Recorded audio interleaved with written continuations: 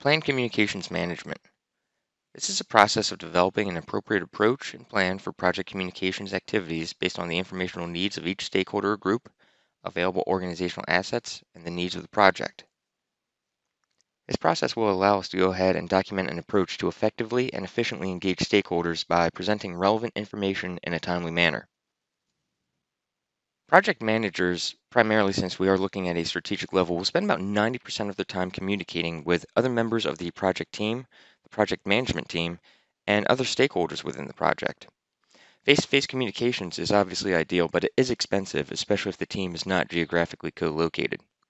If we think about any communication that is not face-to-face, we're losing a lot of the message because we're taking away that paralingual and the nonverbal aspects of communication. Communication is the process of actually exchanging the information. This is the act of sending and receiving information consciously or unconsciously through words, facial expressions, gestures, and other actions. Communications are the means by which information is sent or received. These communications are the products of this planning process that we are in right now. The effectiveness of the communications can be determined based upon the number of misunderstandings that result from them. We have multiple mechanisms for communications within a project. We have written communications, including physical representations such as letters or memorandums, or possibly electronic representations. So we can think about social media sites. With spoken communication, it could be face-to-face or remote through some type of video teleconferencing or a phone call. A formal or informal type of communication, which could be the difference between writing a report, having a formal meeting, some type of briefing or presentation, as opposed to using emails, social media, or websites. With gestures, such as the facial expressions, these would be the nonverbal cues that make up the majority of how human beings communicate. We also have paralingual aspects, such as the tonal inflection, the cadence, rate of speech, and volume. Through various media, including pictures, videos, actions, or possibly word choice. And with word choice, this is extremely important. The subtle differences in words can change the meaning, and we also have to tailor the use of words to the stakeholders that will be receiving the message. Misunderstandings can be reduced through the use of the 5 C's of written communication. We will always want to start with correct grammar and spelling. Obviously, it does damage our credibility if we send out a document with numerous spelling and grammatical errors. It can also introduce areas of confusion. With concise expression and elimination of excess words, by ensuring that we're keeping the message as short as possible to convey the message, there's going to be less room for interpretation. Clear purpose and expression directed to the needs of the reader. Different readers will have different informational needs that we are attempting to satisfy. We need to go ahead and take those interests of the intended audience into consideration as we're crafting these messages. A coherent, logical flow of ideas. We need to ensure that we have a structure in all of our communications. So this could be something as simple as an introduction, an executive summary, or some type of outline. Controlling the flow of words and ideas. One of the ways that we may be able to do this is by using graphics or summaries. Communication skills will help support effective communication. Active listening or kind of recapping the key points of whatever the sender is transmitting to us allows us to ensure 2 things. One is that they know that they have our undivided attention, and the second being that we are receiving the message correctly. Awareness of both cultural and personal differences between the stakeholders that are receiving the information. Identifying, setting, and managing stakeholder expectations, which obviously will feed in directly with managing our stakeholders' engagement. Enhancing team member skills through persuasion, motivation, coaching, negotiation, and resolving conflict. In this process, we will be conducting a communication requirements analysis. Different stakeholders will have different informational needs at different points of the project. Typically, stakeholders will be very involved in the beginning of the project, but then their interest will kind of wane. And then towards the end of the project, they will have a renewed interest as excitement builds that the project will be coming to a favorable conclusion. Obviously, when there's any issues within the project, that will cause a renewed interest as well. We need to go ahead and determine those informational needs, which could include the number of potential paths. How many persons will be involved? Obviously, the greater the number of people involved, the more complicated communications within the project will be. Legal requirements that must be met. what types of communication channels that we must use. And this could be based upon government or just industry regulation. What is the development approach to create the information to be communicated? And this is something that our team members can help us with.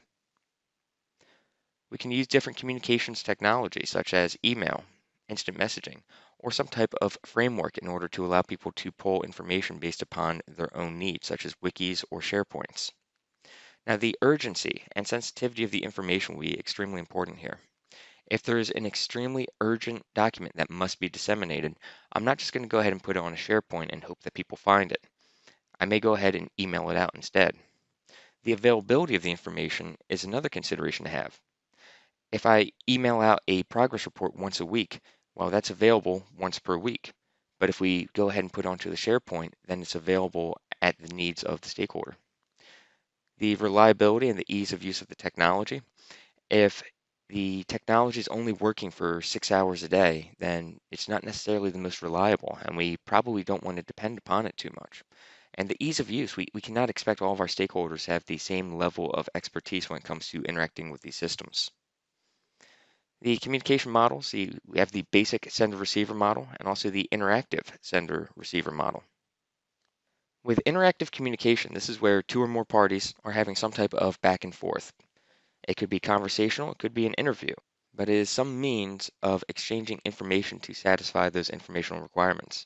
So think about meetings, phone calls, or video conferencing. With push communication, this is sending an email, sending a text message, or a radio or television broadcast. Just because the information is being sent does not mean it's being received and does not mean it's being understood. Think about how many emails you have right now that have gone unread. With pull communication, this is a self-service repository, one of the most popular being a SharePoint. This is a means of putting files onto a shared drive that people have access to, and they are able to go ahead and retrieve those files based upon their own requirements. We do have different approaches that are used within these methods, such as interpersonal communication, which is where information is exchanged between individuals. The small group communication, which is groups that are small, about 3 to 6 people. With public communication, this is where we'd have a single speaker addressing a group of more than 6 people. With mass communication, this is where there's very little connection between the people sending the message and the people receiving the message. So think about a news broadcast. And then we have our networks and social computing communication. So this could be social media or some type of other platform that we disseminate information with. Different stakeholders will require the use of different communication styles. We can go ahead and assess this, and this is going to be in line with a stakeholder engagement assessment to make a determination. How do they want to receive communications? And what type of format, what type of medium, and how much content, at what level of granularity would they like to receive detail? With political awareness, this is going to help the PM to plan communications based upon the project's environment, as well as the organization's specific political environment. Being aware of the power relationships within an organization or within a country can be instrumental in ensuring that we are communicating effectively. With our cultural awareness, this is an understanding of the differences between individuals, groups, and organizations, and adapting a strategy and context of those differences. Data representation is a means in which we are going to convey that data to the stakeholders. It could be graphically depicted or it could be summarized in some type of a document. By doing that stakeholder engagement assessment, we can go ahead and look at the current and desired engagement level of stakeholders to identify communication gaps, and that would be the informational needs that need to be fulfilled. By fulfilling those needs, hopefully we can get the stakeholders to the desired level of engagement. And we will talk more about that when we get to the planned stakeholder engagement process. The outputs from this process include the communications management plan. Specifically, who are we going to communicate with? What are we going to send them? Why are they receiving it? How will they receive it? And when will they receive it? This is going to be based upon the stakeholder communication requirements. Who's receiving that information and the detail.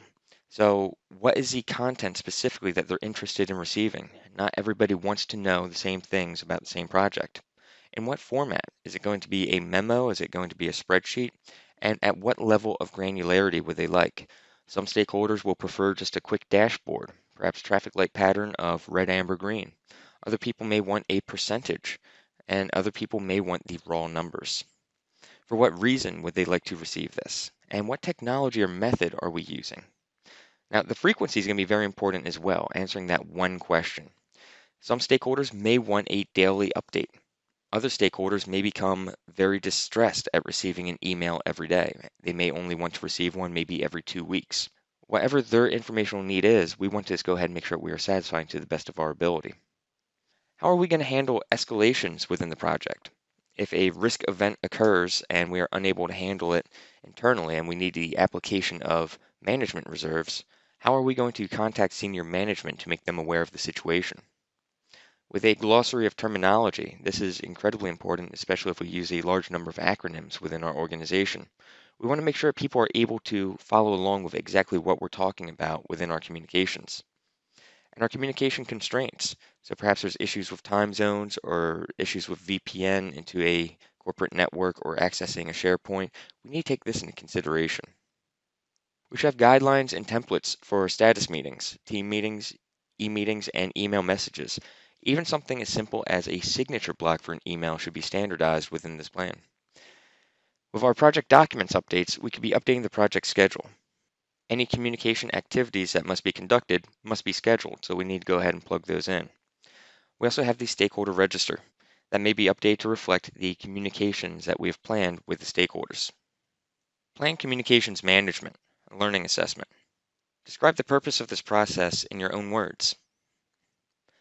The purpose of this process is to analyze stakeholders' communication needs and define the method, technology, and timing of transmitting that information to best meet those needs. What types of enterprise environmental factors and organizational process assets should be considered here? EEFs to be considered include culture, political climate, governance framework, personnel administration, stakeholder risk thresholds, established communications channels, geographic distribution of facilities and resources. OPAs include lessons learned and historical information, guidelines for the storage, retrieval, and exchange of information, organizational communication requirements. What are some consequences if this process is not properly performed? If not properly performed, too many lines of communications will arise, leading to miscommunication or conflicts of information. Also, certain stakeholders may not receive the necessary information at the right times through the right channels. What types of documents might be updated after this process is performed? The project schedule and the stakeholder register may be updated. When would you use push or pull versus interactive? Pull communication is good for large audiences, dispersed teams, or large volumes of information. Push communication is used when only specific people need to get the information. Interactive is important when possibility of misunderstanding is high. What are the 5 C's of written communication? The 5 C's of written communication are correct grammar and spelling, concise expression and elimination of excess words, clear purpose and expression directed to the needs of the reader, coherent logical flow of ideas, and controlling the flow of words and ideas.